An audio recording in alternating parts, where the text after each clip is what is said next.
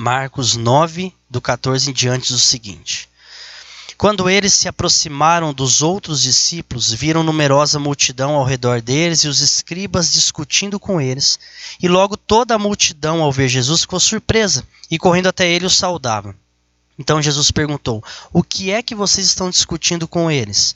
E um no meio da multidão respondeu: Mestre, eu trouxe até o Senhor o meu filho, que está possuído de um espírito mudo, e este sempre que se apossa dele, lança-o por terra, e ele espuma, arranja os dentes e vai definhando.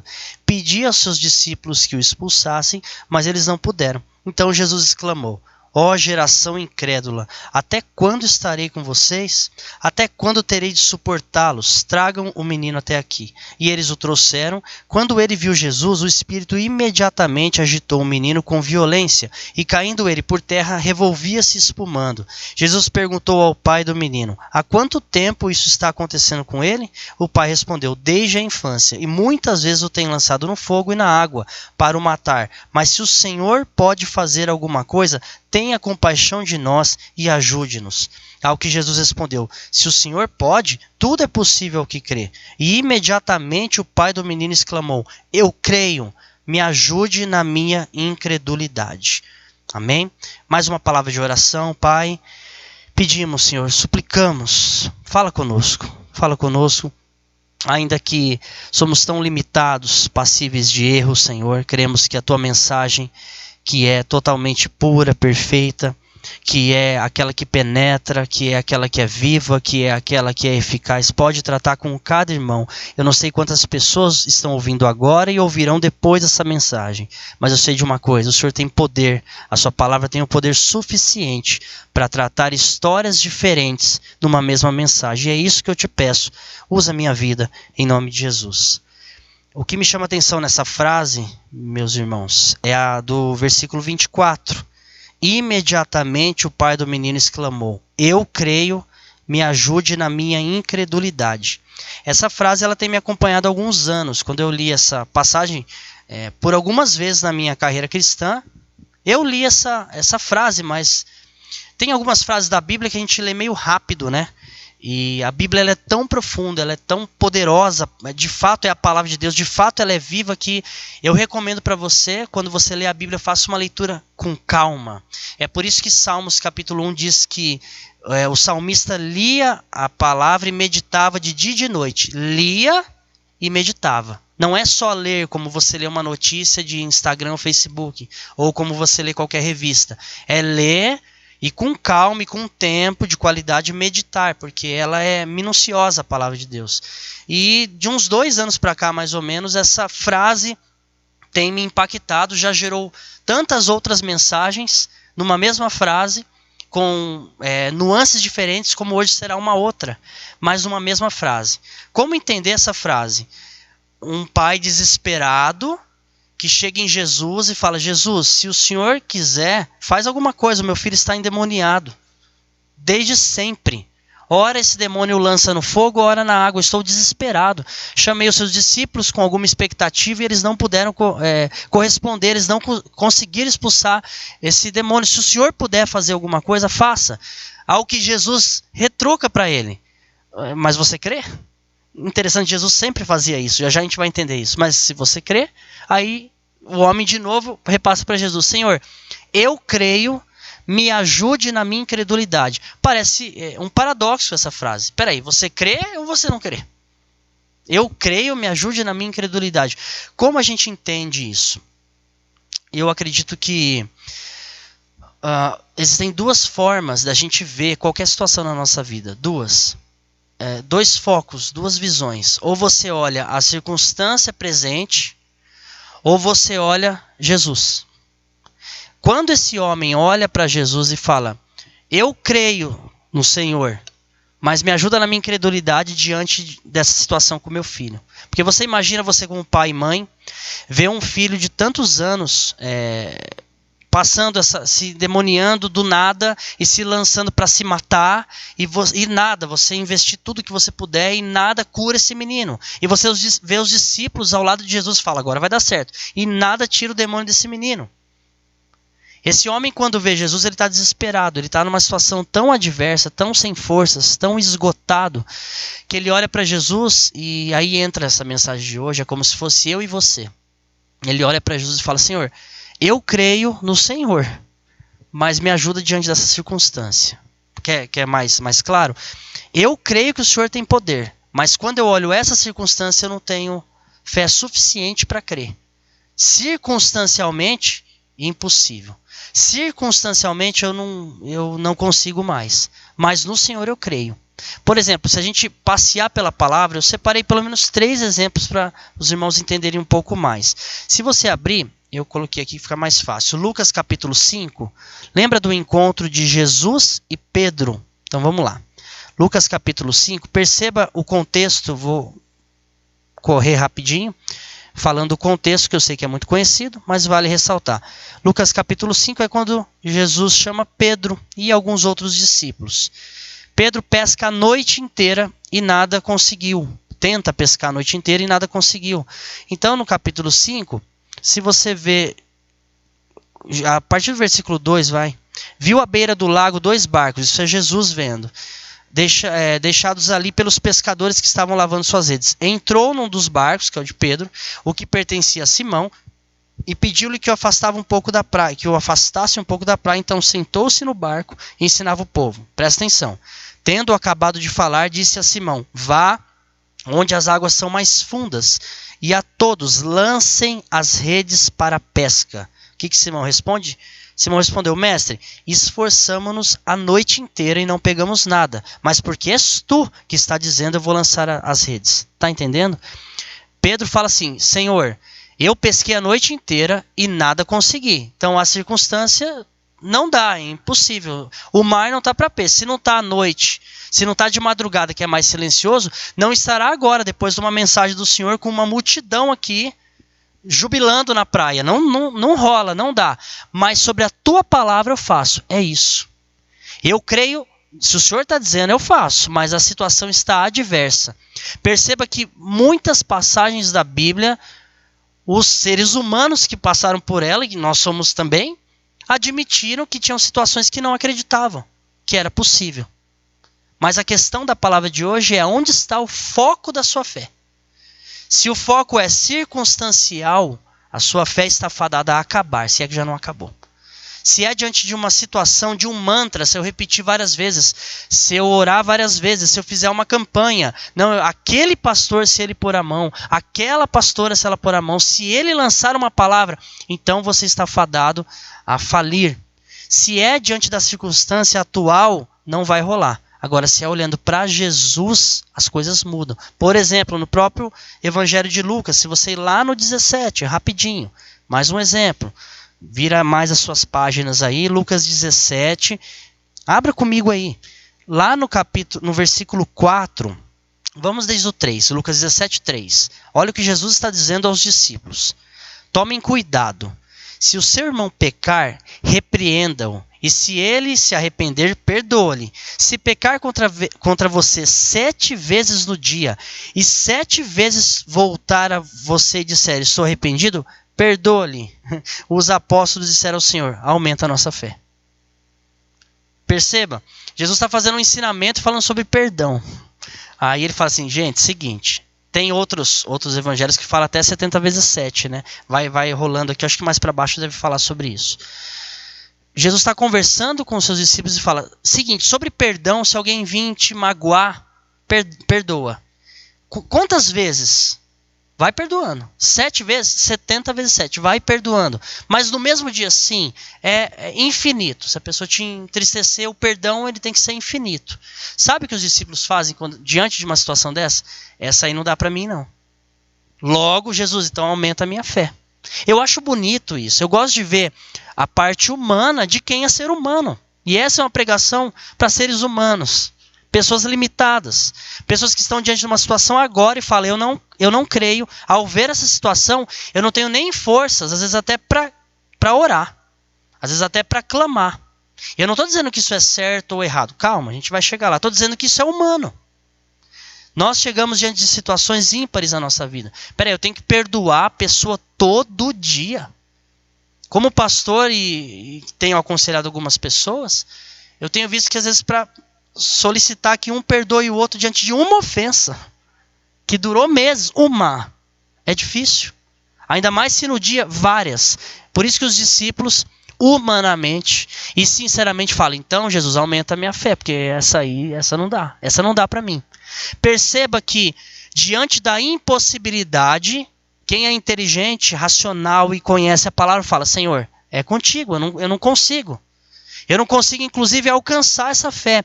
Eu não estou aqui pregando contra não ter fé. Todos nós devemos ter fé.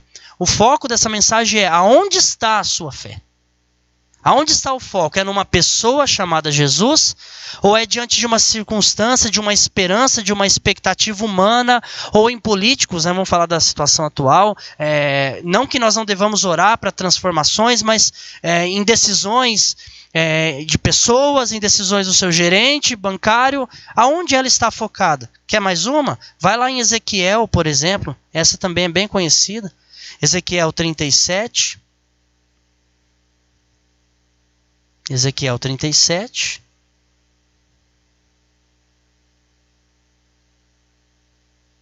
Lembra do Vale dos Ossos Secos? Perceba como Deus começa ali com Ezequiel. Lá no 2, Ezequiel 37, 2. Ele me levou de um lado para o outro e pude ver que era enorme o número de ossos no vale e os ossos estavam muito secos. Ele me perguntou, filho do homem, esses ossos poderão tornar a viver? Eu respondi, eu gosto muito dessa resposta. Senhor soberano, só tu sabes. Tá entendendo? Pensa você num vale de ossos secos, num cemitério, o osso está até seco, não tem mais carne, não tem mais nem os bichinhos, tem só o osso. E Deus fala, e aí? Você acha que isso dá para voltar a viver agora? O profeta, assim como os discípulos, olham as circunstâncias e falam, olha, diante dessa circunstância eu diria que não. Mas se o Senhor disser que sim, amém. Sobre a tua palavra, sim. Então essa é a questão. Essa é a chave. Tem pessoas se desviando da fé porque estão com a fé no lugar errado. Passam por alguma tribulação, como o pastor Pablo pregou aqui no começo, intensa, se perde. Quando eu falo se perde, não é em pecado. Se perde de perder o foco, de perder as forças. Às vezes, eu não sei se você se identifica com isso. Às vezes nós não temos força nem para orar diante de uma situação. Às vezes é uma situação tão antiga, como era desse homem, do texto-chave. É um filho, que ele está muito envolvido sentimentalmente. São muitos anos com aquele filho. É o filho dele. É a prole dele. Ele não tinha mais nem força. Ele não tinha mais recursos. Ele não sabia como clamar. Ele não sabia o que fazer. É nesse momento, é diante de situações adversas que nós precisamos entender aonde está o nosso foco. Pedro, quando foi pescar, ele falou, olha, o mar não está para peixe. Então eu olhando não vira, não dá. Mas sobre a tua palavra eu vou. Os discípulos, quando Jesus os desafia ao perdão, eles falam, Senhor, ok, mas isso está grande demais, está alto demais para mim. Então aumenta a minha fé. Se o Senhor interferir nessa situação e acrescentar a minha fé, aí dá, se o Senhor estiver junto, ok? Pedro, eu me lembro agora de Mateus 14, quando ele está andando sobre o mar, lembra? Enquanto ele olha para Jesus no meio do mar, é um fantasma, não é? Pessoal apavorado, Pedro ousadamente fala, se for o Senhor, deixa eu ir até aí, ó que lindo. E Jesus fala, então vem. Tudo é possível ao que crê. E ele vai porque ele está fixo em Cristo. Quando ele olha a tempestade, quando ele olha o vento, ele afunda. A questão da mensagem dessa noite é onde está o foco da nossa fé. Vamos ter momentos de que a gente olha a circunstância e não rola. Se você recebe salário ainda, graças a Deus, de maneira fixa, é mais fácil ter fé que você vai pagar a sua conta do mês que vem. É uma fé natural até. Até um ímpio tem essa. Mês que vem eu vou pagar minha conta de água e luz. Por quê? Eu estou trabalhando. Só se acontecer uma grande adversidade. Agora, quando você perde o trabalho, perde a chance, a expectativa de trabalho, e você olha a circunstância, a pregação de hoje não é pecado você ser verdadeiro e falar, Senhor, eu não vejo mais saídas. Ou você está diante de uma situação de muitos anos. Eu conheço pessoas que expõem para mim, e eu também já vivi isso, situações que não mudam. ou com alguém que você ama, ou alguém que está envolvido em drogas, ou bebida, ou sei lá o quê, que não muda, a pessoa não muda. E quando alguém fala para você, você tem que ter fé, você tem que orar, você tem que clamar, você fala, eu tenho fé, sim, você não sabe nem responder, não, eu tenho fé, mas não tenho mais força para orar. Parece que eu creio, mas não creio. É essa a mensagem. Você não pode deixar de crer que Jesus é poderoso para transformar todas as coisas. Agora, estar diante de uma situação tão adversa que você não vê mais nem saída, isso não é pecado, isso é ser humano. Bem-vindo. Se você não é de Marte, bem-vindo. Essa é uma mensagem talvez exclusiva para aqueles que perderam a sua fé, não em Jesus, porque a perca da fé em Cristo é apostasia. Aí essa aí é mais difícil de lidar, não é a mensagem de hoje, graças a Deus. É outra, fica para uma próxima. Eu estou dizendo, quando perdemos a fé diante de uma circunstância, quando você não tem mais saída. Pare de querer ser o super-homem, a super-heroína, de que você precisa encontrar respostas para tudo, porque você precisa estar sempre forte, sempre de pé, porque os que esperam no Senhor renovam suas forças. Quem disse que esperar no Senhor é estar forte no Senhor todo momento? Se fosse isso, a mensagem não seria: os que esperam no Senhor renovam suas forças. Se renova as forças é porque está fraco, horas. Simples assim. Perceba que a Bíblia está dizendo que se você está esperando no Senhor, é fadado você nesse momento estar meio fraco, meio cansado, porque é uma espera. Nenhuma espera é interessante, fisicamente, humanamente falando. É desgastante. Salmos, salvo engano, 42, me perdoe se eu estiver errado, 40. Esperei com paciência no Senhor, e Ele me livrou. Esperei com paciência. Então, meus irmãos, o mar não está para peixe. Para mim, como pescador, disse Pedro, não rola. Mas se o Senhor está dizendo, eu vou. Perdoar 70 vezes 7 no dia, eu tenho dificuldade de perdoar uma vez ou duas. O mesmo irmão. Tá de brincadeira. Pensa numa situação dessa. Eu não tenho fé para isso. Então, eu vou abandonar o evangelho? Não. Senhor Jesus, aumenta a minha fé. Eu estou diante de um vale de ossos secos. E aí, dá para ressuscitar esses ossos aí? Eu acho que não. Mas sobre a tua palavra dá. É isso, essa é a chave. A chave da fé está em Hebreus, que eu vou para consumar essa introdução rapidamente. Onde está a chave da minha fé? Hebreus 12, 1 e 2. Abre e leia comigo. Hebreus 12, 1 e 2. A chave da minha fé onde está? Portanto, nós, uma vez que estamos rodeados de tão grande nuvem de testemunhas, livremo-nos de tudo que nos atrapalha e do pecado que nos envolve, e corramos com perseverança a corrida que nos é proposta, tendo os olhos fitos em Jesus. Quem é Jesus? O autor e consumador da fé. Quem é o autor e consumador da fé? Jesus. Por isso meus olhos têm que estar nele. Por isso eu tenho que correr para ele. Por isso o meu foco precisa ser ele. Porque se existe uma fonte, um lugar onde provém fé, existe uma fonte, igual você vai buscar água, tem as fontes de água. Você quer comer milho, tem a plantação de milho. E por aí vai. Maçã, macieira. Fé, Jesus. Fé não é campanha. Fé é orações intermitentes. Fé, não, é Jesus mesmo. É olhar para ele. É tirar o embaraço. É tirar todo o embaraço que está ao seu redor e olhar para ele. Meus irmãos, tem muita coisa entre nós e Jesus às vezes, que nos dificulta de olhar para ele. Muitos embaraços. Você quer traduzir essa palavra embaraço? Pessoas que distraem você. Notícias que distraem os seus olhos de olhar para Cristo. Pensamentos humanos, buscar saída sozinho. Isso são embaraços. Tire esses embaraços e olhe para o único autor e consumador da fé. Ele é Jesus. Ele é o autor da vida também, como diz em Pedro, e é o autor e consumador da fé. Os olhos precisam estar nele. Mas, pastor, entendi, amém. Isso a gente sempre fala, é até uma frase clichê. Olhe para Jesus. E é verdade. Vamos entender um pouquinho essa frase e caminhar para o final? Eu entendi, então, que eu posso, diante de uma situação adversa, perder minhas forças. Não é pecado isso? Não. Perder até minha fé na circunstância. Não é pecado? Não consigo ver. Não é errado? Não. O errado é se você perder a fé nele. Nele. Então, para eu não perder a fé nele, eu preciso olhar para ele, eu preciso estar nele. Como é que eu faço isso de maneira prática? Já que hoje é uma instrução bíblica e eu gosto muito de palavras mais práticas. Simples e complexo ao mesmo tempo. Eu quero olhar para Jesus. O que eu faço? Busque experiências. Relacionamento pessoal com Jesus. Eu creio que é aí que está centralizado a nossa fé. Se ele é o autor da fé e eu preciso aumentar a minha fé, eu preciso estar com quem? Nessa fonte. Como é que eu tenho os meus olhos em Jesus, tendo experiências com ele? Eu me lembro até um exemplo muito clichê, muito pequeno diante de tamanho, mas é só para amenizar um pouco.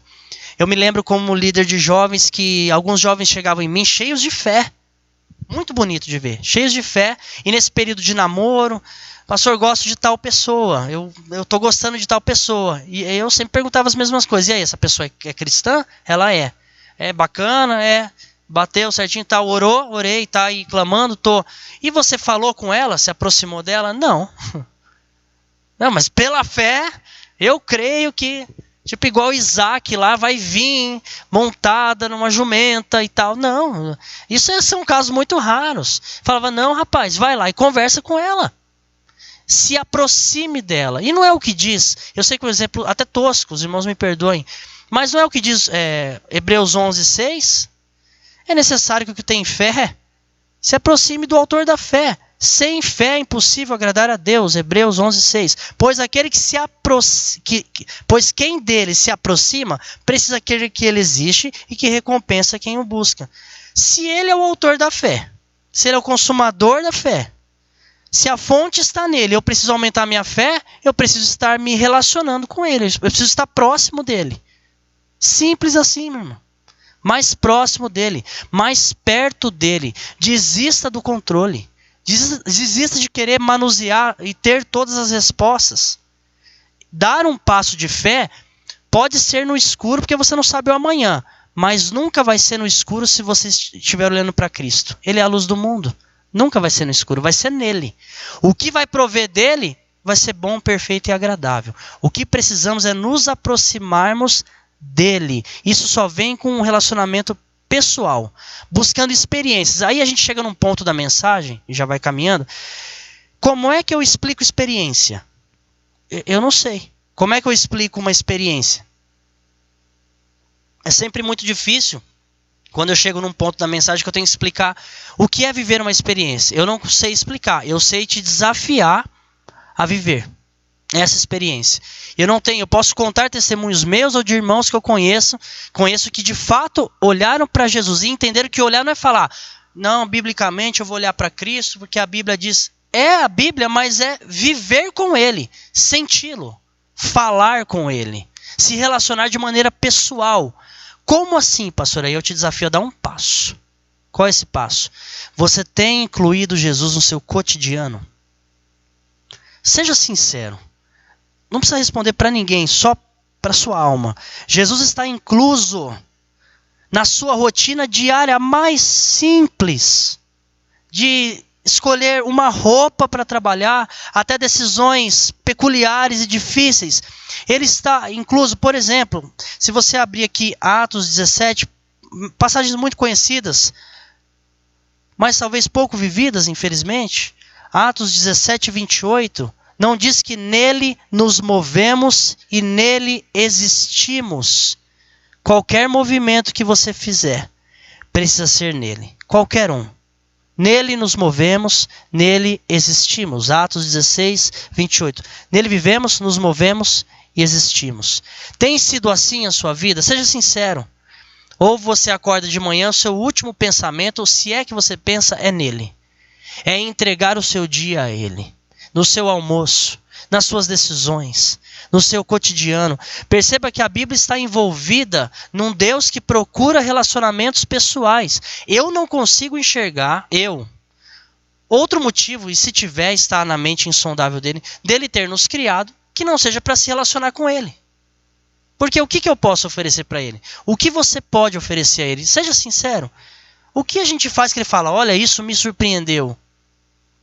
Quanta santidade a gente tem que o admira de alguma maneira? Nenhuma. Zero. É por isso que Jesus veio, inclusive, porque nós não conseguimos fazer nada. E o que ele pode querer de nós se não ser um amor de pai, um pai que queira, por amor, porque não tem outra coisa, se relacionar conosco. Busque experiências. Como? Você não precisa de uma vigília, e eu não estou desprezando isso, eu sou a favor de vigília, eu creio nos carismas, no dom do Espírito Santo, com ordem e decência, eu creio, ore, salte, ore em línguas, não tem profecia, dom de ciência, está tudo certo. Mas a questão ela é muito mais pessoal. Jesus, quando vem, ele fala, você entra no seu quarto, dobra o joelho, isso é Mateus 6, e fala em secreto. Ele nos traz para uma questão pessoal, como foi lá em Gênesis 3, que na viração do dia, antes da queda, à tardezinha, imagina, pastor Paulo, Deus vinha e ficava com Adão lá. Se Deus, eu perco até a palavra, na glória ele fala, Roger, vamos dar uma passeada aqui na glória comigo. Eu não vou dizer que eu morro do coração, porque ali não vai ter mais morte. Graças a Deus. Porque imagina que lindo isso. Aí você pula para João 4, que diz que os verdadeiros adoradores, o pai procura verdadeiros adoradores. Isso pode ser um pai que quer se relacionar. Logo, busque experiências. Como? Começa diferente agora. Dorme diferente hoje. Fala com ele como você nunca falou. Aqueles que ainda oram de noite, Espírito Santo que toque aí o seu coração. Parece que estão rezando um mantra. Orações repetitivas. Jesus já falou, inclusive no tópico de oração em Mateus 6. Essa oração repetitiva não o agrada. Isso não é relacionamento. Essa formalidade não é com Deus. Ele é seu pai. A questão é mais informal, a questão é mais profunda. Lembra de Coríntios 10, 31? Vamos lá junto?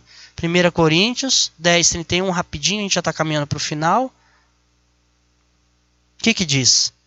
Assim, quer vocês comam, bebam, olha, quer mais cotidiano que isso? Comam, bebam ou façam qualquer outra coisa, façam tudo para a glória de Deus. Está comendo? Para a glória dele. Está bebendo? Para a glória dele. O que você está fazendo? Aí, eu estou aqui no meu torno mecânico da empresa, é para a glória dele. Por isso você tem que trabalhar o melhor. Estou aqui fazendo uma refeição para a glória dele. Estou vendendo para a glória dele. Estou comprando para a glória dele. Inclua Jesus, que é o autor de tudo, inclusive da sua vida e da sua fé, em tudo que você fizer. Converse com ele. Fale com ele.